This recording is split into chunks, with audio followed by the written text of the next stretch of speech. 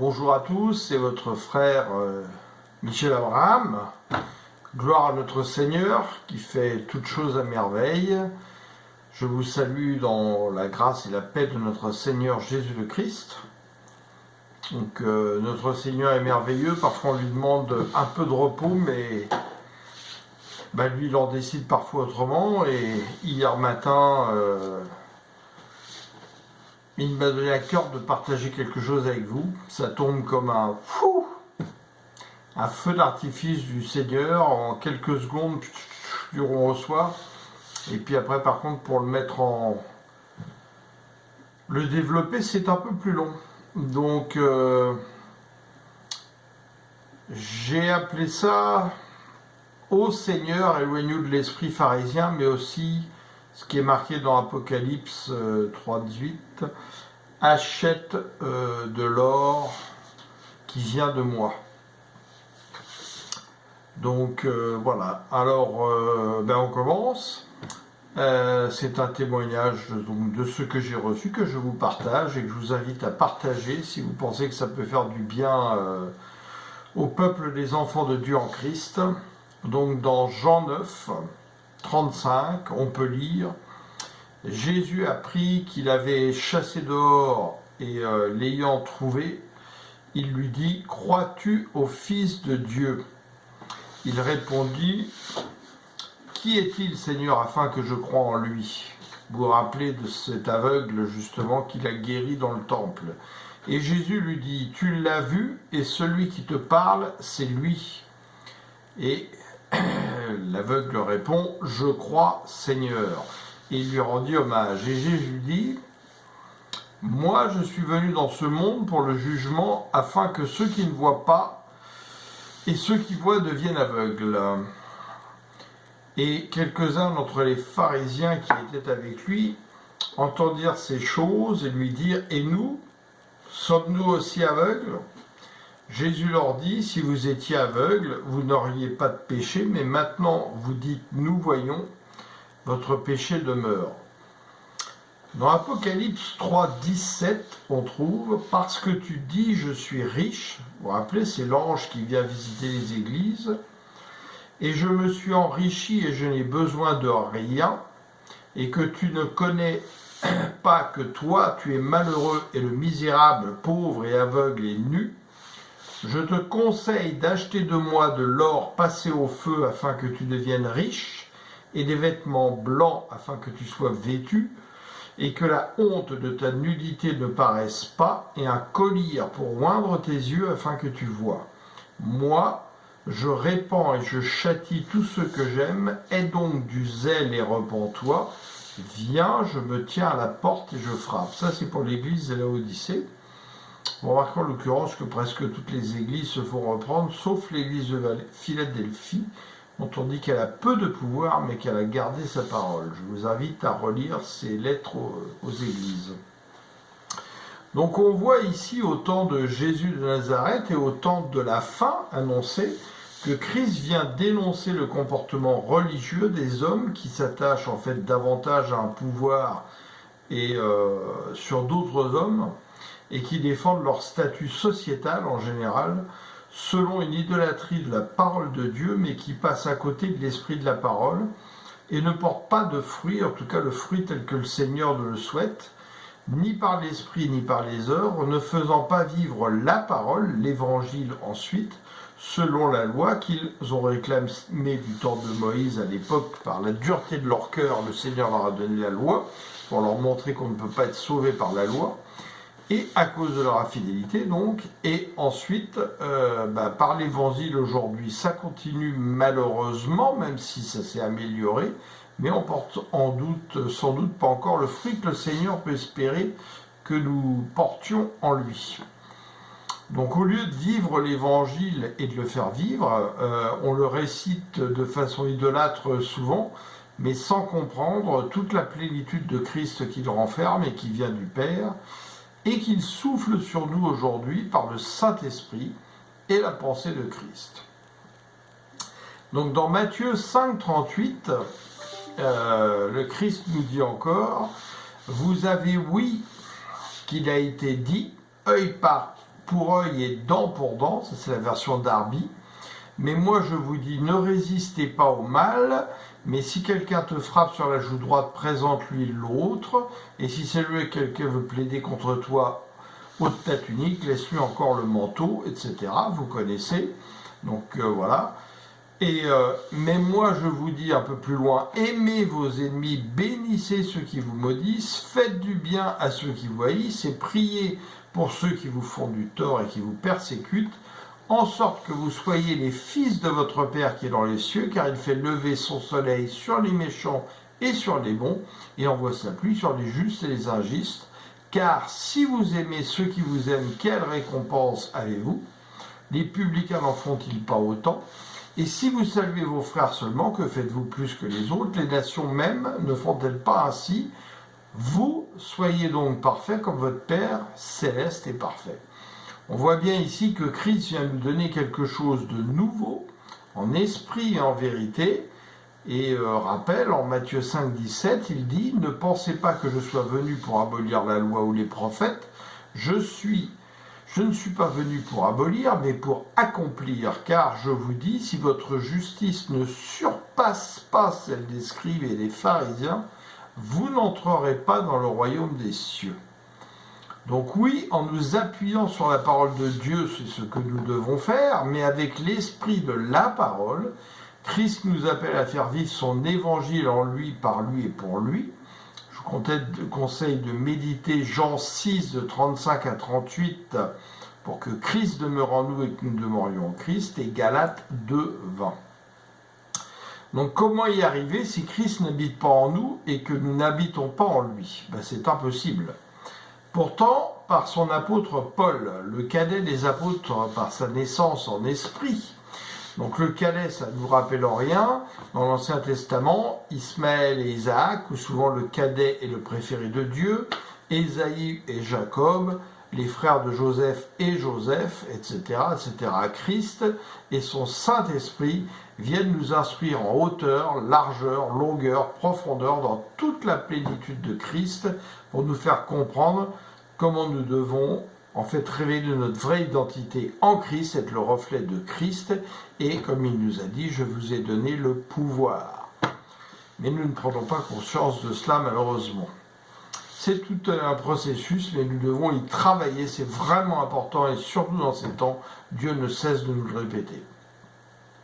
Dans Hébreux 2, 10, on remarque, il convenait en effet que celui pour qui et par qui sont toutes choses, et qui voulait conduire à la gloire de beaucoup de fils, nous le sommes, vous l'êtes, éleva à la perfection par les souffrances, le prince de leur salut, donc Christ, car celui qui sanctifie et ceux qui sont sanctifiés sont tous issus d'un seul.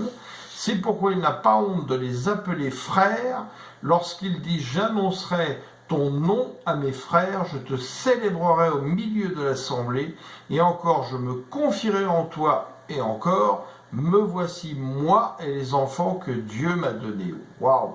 En Hébreux 3, car nous sommes devenus participants de Christ, pourvu que nous retenions fermement jusqu'à la fin l'assurance que nous avions au commencement, pendant qu'il est dit aujourd'hui, si vous entendez sa voix, n'endurcissez pas vos cœurs, comme lors de la révolte.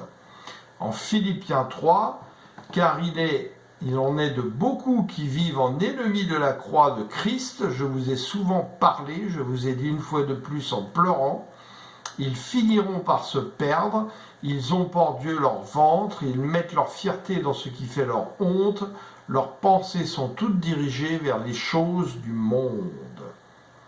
Qui est dit dans 1 Corinthiens 2, donc toujours les épîtres de Paul, les lettres aux églises, mais nous avons reçu non l'esprit du monde, mais l'esprit qui est de Dieu, afin que nous connaissions les choses qui nous ont été librement données par Dieu, desquelles aussi nous parlons, non point en paroles enseignées de sagesse humaine, mais en paroles enseignées de l'esprit, communiquant des choses spirituelles par les moyens spirituels. Or, l'homme animal ne reçoit pas les choses qui sont l'esprit de Dieu, car elles sont en lui une folie et il ne peut les connaître parce qu'elle se discerne spirituellement. Mais celui qui est spirituel discerne toutes choses, version Darby, la traduction, mais lui n'est discerné par personne, car qui a connu la pensée du Seigneur pour qu'il l'instruise? Mais nous avons reçu la pensée de Christ, cette pensée qui vient de l'éternité depuis le Père et qui va nous aider à nous révéler vraiment en tant que fils de Dieu. Romains 8, car vous n'avez pas reçu un esprit de servitude pour être encore dans la crainte, mais vous avez reçu l'esprit d'adoption par lequel nous crions Abba, Père. L'Esprit lui-même rend témoignage avec notre esprit que nous sommes enfants de Dieu, et si nous sommes enfants, nous sommes aussi héritiers de Dieu, co-héritiers de Christ, et si du moins nous souffrons avec lui, afin que nous soyons aussi glorifiés en lui. Waouh! Que nous faut-il de plus pour comprendre qui nous sommes devenus, qui nous sommes appelés à devenir? Car oui, nous sommes nés de l'Esprit dans notre devenir en Christ, de gloire en gloire, appelés sans cesse à une métamorphose de notre esprit par le désir de la soif de Christ, la connaissance du mystère de Christ. Ce mot, le mystère, ce mot qui semble bien faire peur à beaucoup, qui préfèrent marcher sur une route par la vue et non par l'esprit. Or, Christ est un mystère enveloppé dans tous les âges. Et si nous ne voulons pas à découvrir tous les mystères qui sont en Christ, nous passerons à côté de grandes choses. Colossiens 1,25, c'est d'elle que j'ai été fait ministre selon la charge que Dieu m'a donnée auprès de vous, afin que j'annonçasse pleinement la parole de Dieu, le mystère caché de tous les temps et dans tous les âges, mais révélé maintenant à ses saints. Christ, la pensée de Christ, notre Seigneur, Jésus le Christ, le oint de Dieu, le Fils de Dieu. Alors voilà, il faut déjà méditer là-dessus, c'est quand même très important, d'accord ? Ensuite, oui, Dieu fait toutes choses nouvelles. 2 Corinthiens 5,16, qui est un must pour nous, enfants de Dieu. Ainsi, dès maintenant, nous ne connaissons personne selon la chair, et si nous avons connu Christ selon la chair, maintenant nous ne le connaissons plus de cette manière. Si quelqu'un est en Christ, il est une nouvelle créature, les choses anciennes sont passées, voici toutes choses sont devenues nouvelles. Et tout cela vient de Dieu qui nous a réconciliés avec lui par Christ et qui nous a donné le ministère de la réconciliation, car Dieu était en Christ, réconciliant le monde avec lui-même, en imputant point aux hommes leur offense, et il a mis en nous la parole de réconciliation. Nous faisons donc office d'ambassadeurs pour le Christ, comme si Dieu exerçait par nous. Nous vous en supplions, au nom de Jésus le Christ, soyez réconciliés avec Dieu. Les hommes n'aiment pas les changements d'une manière générale, vous le savez, vous le voyez même dans votre travail. Ils préfèrent les habitudes, les traditions, les coutumes, l'hérédité, tout ce que Christ nous exhorte de combattre dans notre chair pour vivre selon l'Esprit de Dieu par la pensée de Christ. Alors, que fait-on ? Alors oui, Dieu, dans son infini amour, et face à un bilan qui est bien au-dessous de ce que nous et nos pères dans la foi aurions dû apporter au monde avec l'empreinte de Christ, dans nos vies mais aussi dans notre environnement, il est venu nous dire depuis cet été à plusieurs, et il continue si vous êtes en connexion avec l'Esprit Saint, réveillez-vous, sonnez de la trompette, je vous laisse encore un peu de temps, mais hâtez-vous, je suis à la porte, et voilà, il nous propose dans ce réveil un plan de redressement pour gagner des âmes, porter du fruit et amener selon Christ, Christ en nous, par nous et pour lui, nous participants de Christ, héritiers, co-héritiers, un alléluia pour marquer dans notre entourage, partout où nous passons, la pensée de Christ et les valeurs du royaume. Alors, un seul problème que nous constatons et qu'il m'a fait voir et confirmer depuis juillet, l'esprit pharisien dans nos églises d'hommes aujourd'hui va s'y opposer en premier lieu, ancré dans leurs habitudes, leurs traditions, et nous allons avoir besoin de beaucoup de courage pour enseigner selon ce que l'Esprit nous a rendu témoignage à notre esprit avec amour, douceur, pédagogie, mais fermeté. Oui, le Seigneur nous dit d'être ferme et autoritaire selon le pouvoir d'autorité reçu de lui. Alors prions. Prions pour nos enseignants afin que le Saint-Esprit les guide et que le Seigneur parle dans leur bouche et que s'ils ont des choses à dire de par le Seigneur, eh bien, ils le disent et qu'ils n'aient pas peur de froisser leur Église, de froisser leur hiérarchie au niveau national ou plus haut, je ne sais quoi, mais qu'ils parlent selon ce que Christ leur donne dans le cœur de dire pour leurs enfants.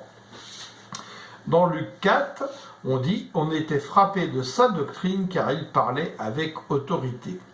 Les outils qu'il nous donne, eh bien, de prier encore davantage pour nos frères et sœurs, les édifier dans la pensée de Christ sans arrêt, leur faire prendre conscience de leur vraie identité en Christ, aller chercher des malades en dehors de l'Église qui ont soif de Christ, bref, beaucoup de travail en perspective.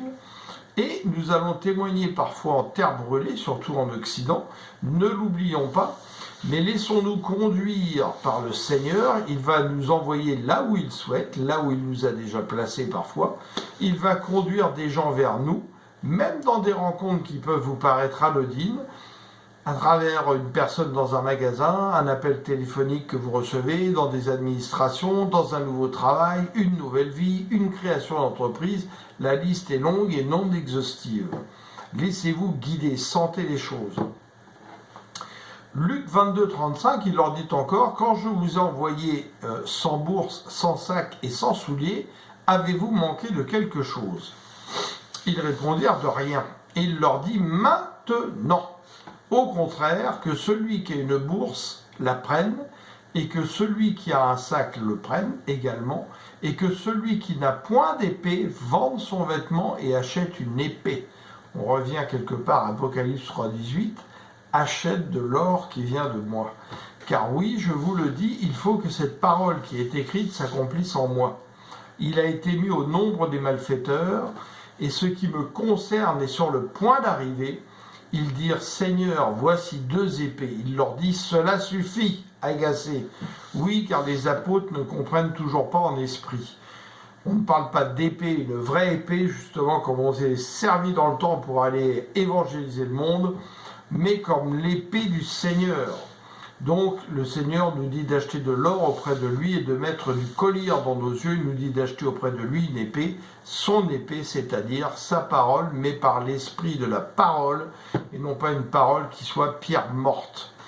Hébreux 4, il nous dit aussi, « Il y a donc un repos de sabbat réservé au peuple de Dieu, car celui qui entre dans le repos de Dieu se repose de ses œuvres, comme Dieu s'est reposé des siennes.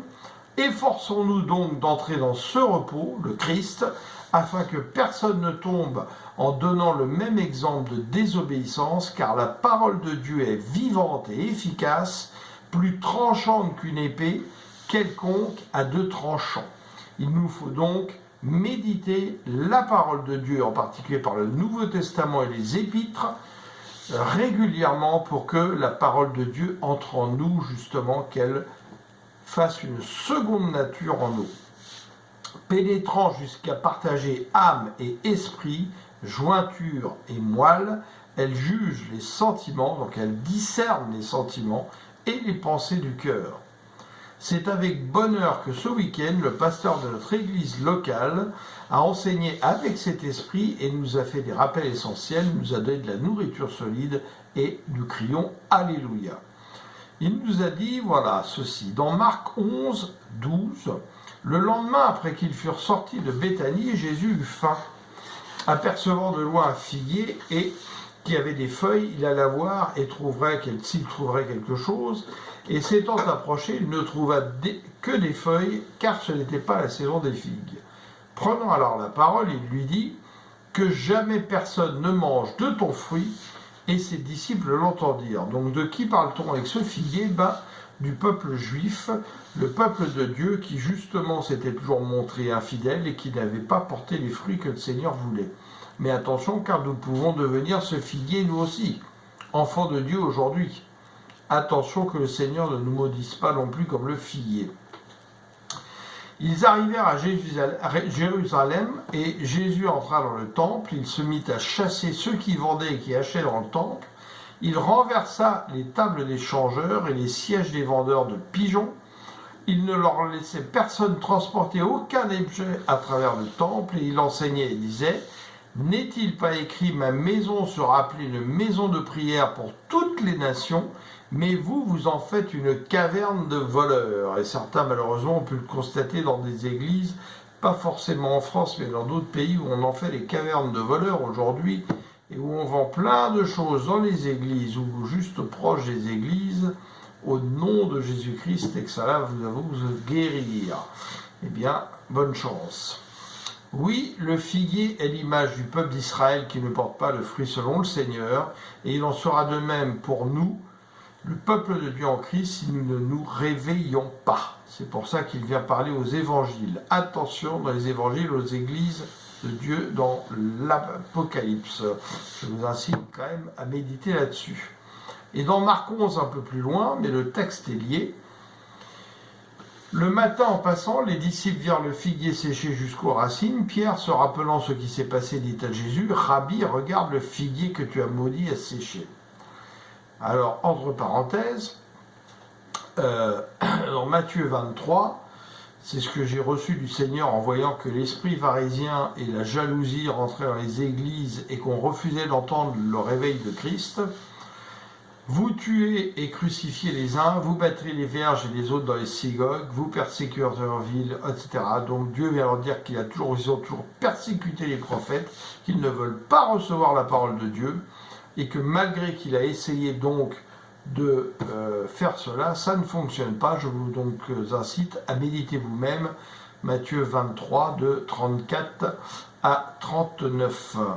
Et oui, face à ce que j'ai reçu et ce que j'ai pu transmettre et vu, c'est les versets que le Seigneur donc m'a dicté cet été pour me dire ensuite une semaine après, tu as bien vu, ce qui s'est passé va se reproduire. Donc attention, il ne nous alerte pas en vain. Donc un peu plus loin, donc toujours dans Matthieu 11, Jésus prit la parole et dit « Ayez foi en Dieu, je vous le dis en vérité, si quelqu'un dit à cette montagne « Ôte-toi de là et jette-toi dans la mer », et s'il ne doute point en son cœur, mais croit ce qu'il arrive, il le verra s'accomplir. Cette montagne, eh bien c'est toutes nos peurs, tous nos blocages qui nous empêchent de vivre en Christ. C'est pourquoi je vous le dis, tout ce que vous demanderez en priant, croyez que vous l'avez reçu et vous le verrez s'accomplir. Et lorsque vous êtes debout faisant votre prière, si vous avez quelque chose contre quelqu'un, pardonnez afin que votre Père qui est dans les cieux vous pardonne aussi vos offenses. Mais si vous ne pardonnez pas, votre Père qui est dans les cieux ne vous pardonnera pas non plus vos offenses. Car oui, le pardon est libérateur. Il nous donne accès au Père, à nous-mêmes, au Christ, même dans la connaissance de notre moi en Christ, et nous aide à porter davantage de fruits. C'est un devoir essentiel. Ne restez pas fâché avec quelqu'un, ne restez pas dans la rancœur, ni quoi que ce soit, ça sera un blocage dans votre vie. Vraiment, c'est essentiel. Et parfois, pardonnez-vous vous-même. Ça commence par là. Donc dans Luc 13, il nous dit aussi cette parabole. Un homme avait un figuier planté dans sa vigne. Il vint y chercher du fruit, il n'en trouva point. Alors il dit au vigneron, voilà 3 ans que je viens chercher du fruit à ce figuier, et je n'en trouve point. Coupe-le, pourquoi occupe-t-il la terre inutilement? Je vous rappelle que le vigneron, on le voit bien plus avant dans Matthieu, c'est le Seigneur. Et le cep, c'est le Christ, et nous sommes les sarments qui devons porter du fruit. Le vigneron lui répondit, Seigneur, laisse-le encore cette année, je creuserai tout autour, et j'y mettrai du fumier, peut-être à l'avenir donnera-t-il du fruit. Sinon, tu le couperas. Voilà, donc le Seigneur nous a prévenus dans son évangile avant, dans Matthieu 7, mais étroite est la porte, resserrez le chemin qui mène à la vie, il y en a peu qui le trouvent, Gardez-vous des faux prophètes, ils viennent en vêtements de brebis, mais au-dedans ce sont des loups ravisseurs, vous les reconnaîtrez à leurs fruits. Tout arbre qui ne porte pas de fruits est coupé et jeté au feu. C'est donc à leurs fruits que vous les reconnaîtrez. Etc. Vous méditez tout cela jusqu'au verset 24. Encore une fois, oui, Dieu est vivant, Christ vit en nous, si toutefois, Romains 8, or si nous sommes enfants, nous sommes aussi héritiers de Dieu, co-héritiers de Christ, si toutefois nous souffrons avec lui, afin d'être glorifiés avec lui, bref, nous le laissons vivre en nous, nous guider et que nous obéissions. Rappel pour finir, Acte 5, 29, Pierre et les apôtres répondirent, il faut obéir à Dieu plutôt qu'aux hommes. Et il leur rappelle qu'ils ont ressuscité, Christ est ressuscité, qu'il était crucifié, qu'ils sont leurs témoins. Je vous invite à méditer pareil jusqu'au verset 32 minimum. Dans Galates 1, verset 10, qu'en pensez-vous maintenant? Est-ce que la faveur des hommes que je recherche ou celle de Dieu? Mon désir est-il de plaire aux hommes? Si je cherchais encore à plaire aux hommes, je ne servirais pas le Christ. Donc gloire soit rendue à notre Seigneur Jésus le Christ, Yeshua HaMashiach et son Saint-Esprit, qui ont soufflé tout ça en quelques secondes ce matin, alors que je m'interrogeais, enfin lundi matin pour être exact, sur l'opposition de beaucoup d'hommes à ce que le Seigneur nous a demandé depuis cette année particulièrement, comme un rappel et une chance, un réveil. Donc merci Saint-Esprit de m'avoir guidé dans la rédaction de cet enseignement pour me remémorer tout ce qui explosa comme un feu d'artifice dans mon esprit, par ton bon vouloir, et je vous incite vraiment à méditer sur tout cela, et vraiment à tout faire pour demander au Seigneur de vous renouveler dans sa sagesse, son intelligence, par sa connaissance, qu'il vous permette de vous laisser porter par la pensée du Christ, qu'il vous libère de la pensée du monde. C'est vraiment essentiel si nous voulons porter du fruit, que nous n'ayons pas peur de parler du Christ, mais de façon spirituelle et non religieuse. Beaucoup de gens encore, je vous le rappelle, je le vis tous les jours, ont soif du Seigneur, des gens qui ne connaissaient pas encore le Seigneur, qui n'allaient pas en église, parce que le malin est de plus en plus arrogant à travers ceux qui nous dirigent dans le monde entier. On le voit, il faut être aveugle pour ne pas le voir, et les gens ayant vu cela, ils cherchent autre chose que cela. Alors nous avons Christ à leur offrir, eh bien offrons-leur le Christ, invitons-les. Peut-être pouvons-nous faire des réunions au départ avec justement leur disant, eh bien vous avez vu ce qui s'est passé ces dernières années dans le monde, est-ce que vous avez envie de continuer à vivre avec cela? Est-ce que vous pensez qu'il peut exister autre chose? Si oui, venez, nous avons une bonne nouvelle à vous annoncer. Et là, les gens viendront certainement dans des gymnases, des salles que nous pouvons louer, et commençons à leur parler de tout cela, leur montrer comment le mal agit et comment Christ agit lui dans l'autre sens, leur parler de façon spirituelle et non pas religieuse, en s'appuyant sur la parole de Dieu, mais en y allant progressivement, car ces gens-là souvent ne connaissent pas la Bible. Et je pense que nous allons pouvoir porter du fruit, bref, leur donner l'envie de boire, leur donner la soif de Christ.